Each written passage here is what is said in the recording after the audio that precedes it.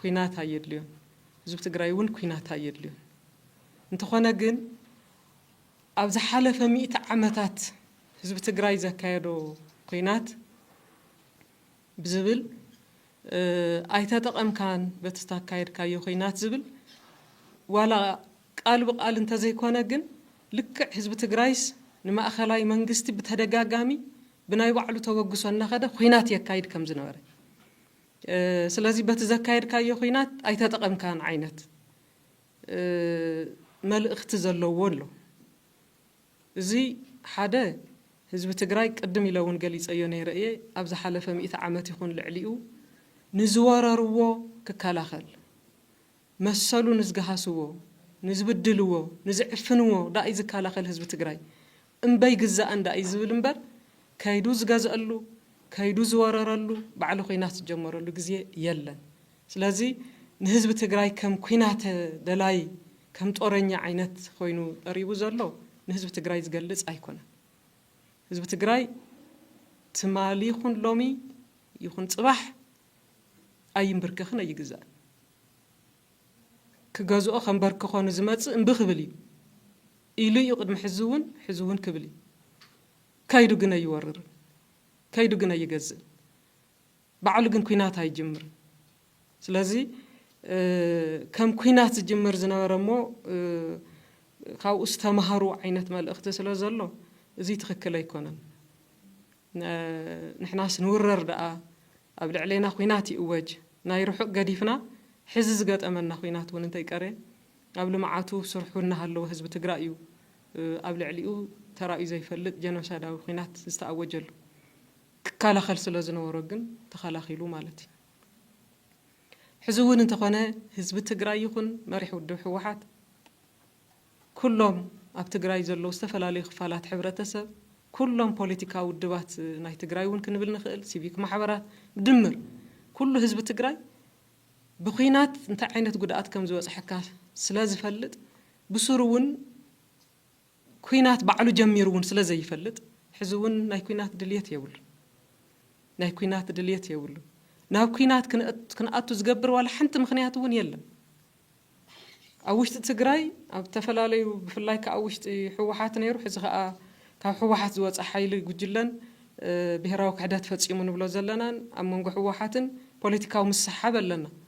እዚ ስልጡን ብዝኾነ መንገዲ ብፖለቲካዊ ገባቢ ይፍታሕ እምበር ናብ ኩናት ዋላ ሓንቲ ዘእትወሉ ዋላ ሓንቲ ምክንያት የለን እንታይ ምክንያት ኣሎ ዘለና ምሰሓብ ንምንታይ ብልዝብን ብምይጥን ብፖለቲካዊ መንገድን ዘይንፈትሖ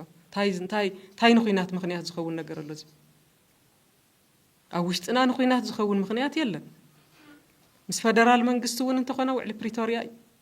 ውዕሊ ፕሪቶሪያ ማእኸል ጌርና ዝጎደለና ነገር ንመልእ ንዛተ ኢና ኢልና ንፅውዕ ዘለና ኣፍሪቃ ሕብረት ብዘለዎ ኣለና መድረኽ ክሳብ ሕዚ ዝተፈፀመ ዘይተፈፀመ እንታይ ክፍፀም ኣለዎ ዝብል መድረኽ ተፈፂሙ ንማየጥ ኢና ንብል ዘለና ከምዚ ዝበለ ንማየጥ ኢልካ ምሕታት ውዕሊ ፕሪቶሪያ ይተፈፀመን እሞ ይፈፀም ኢልካ ምሕታት ዝተመዛበለ ተሰደደን ህዝብና ናብ መረቦቱ ይመለስ ወረርቲ ካብ ዝሓዝዎ ቦታ ይውፅኡ ሉዓላዊ ግዝኣት ትግራይ ይከበር ብውዕሊ ፕሪቶሪያ መሰረት ናብ ፖለቲካዊ ምይጥ ንእቶ ናብ ስሩዕ ሕገ መንግስታዊ ስርዓት ንምለሰሉ መንገዲ ቀላጠፍ ኢልካ ምሕታት ናብ ኩናት ምእታው ኣይኮነን ስለዚ ቅድሚ ሕዚ እውን ናይ 2013 ኩናት ቅድሚ ምጅማሩ ከምኡ ዓይነት መግለፂ ተዋሂቡ ነይሩ ዝመሳሰሉ ማለት እዩ ማስኪና ንልእኸልኩም እምበር ናባኹም ዓረረይ ንልእኽን ዝተባህለሉ ግዜ ነይሩ ቅንየ ማለት እዩ ሕዚ እውን ልዙብ ዝመስል ጥዑም ዝመስል ደብዳቤ ግን ውሽጡ ተጠንቀቑ ዓይነት ዘለዎ ናብ ኩናት ዘእቱ እዩ ዝኒሄ ዝብል ስግኣት ኣብ ህዝቢ ፈጢሩሉ እዚ ሕዚ ኮነ ኢልካ እዩ ተገይሩ እቲ ህዝቢ ክሽበር እዩ ዝድለ ዘሎ እቲ ህዝቢ ስግኣት ክስእን እቲ ርግዓት ክስእን እዩ ዝድለ ዘሎ ክሻቐል እዩ ዝድለ ዘሎ ኣካል ናይቲ ኣብ ልዕሊ ህዝቢ ትግራይ ዝፍፀም ዘሎ በደል ጌርና ኢና ንወስዶ ህዝቢ ትግራይስ እዚያ ይግባኦን ምፍርራሕ ኣይግባኦን ሕዚ እውን መጻኹኻ ሕዚ እውን ቀተልኩኻ ዝብል ኣይግባኦን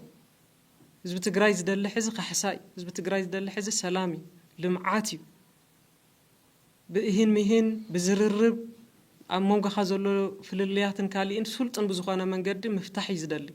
سلازي دليت حزب تجراي أيكونن دليت حوحات أيكونن أمولو تجراي زلو خناتاتون بزخانة يكون من قدي نخينات زعدم نجار يبلنان مسلنا يكبرلنا مننتنا يكبرلنا بوعل بريتوريا مسارات كل نجار يفتح أمجن حتى أنا أيوخم إلكام حتات دما ناكوينات زوتو نجار أيكونن سلازي بسلامة ومنجدي سلامة وبوليتيكا بزخانة منجدي سلطان بزخانة منجدي نجارات كل يلو ومزول أمناتي زلنا كابزي واتساقن انتسمس فدرالي يخون انتسويشتنا يخون بزخانة يخون منجدي بأنا وجن بحزب تجراي وجن ناكوينات زوتو نجار يلن كهلونا يخلن زول أمناتي زلنا